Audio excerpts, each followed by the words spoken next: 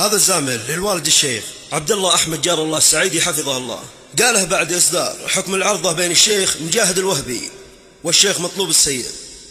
أداء محمد عبد الله الحداد.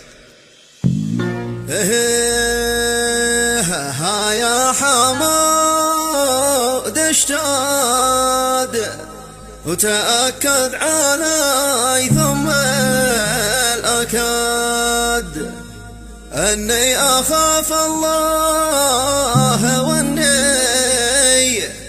وأني ما أريد إلا الحلول.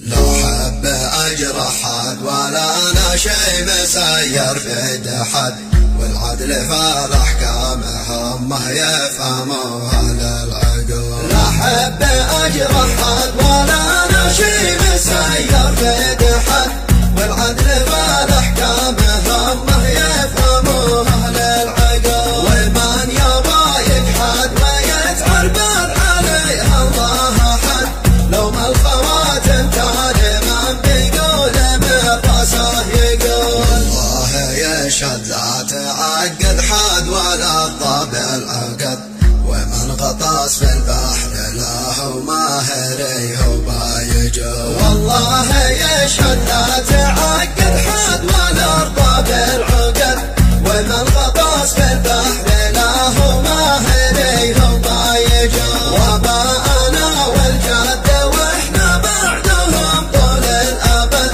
للضيف وفد نكرمه من لحم الأبطى والعجول. يا حمود اشتد واتأكد علي ثم الأكد، اني اخاف الله واني ما اريد الا الحلول. يا حمود اشتد واتأكد علي ثم الأكد، اني اخاف الله واني ما اريد الا الحلول. وعين النقاد ما ينقل على اسلاف البلد، ويا اسف من من اهل الجهل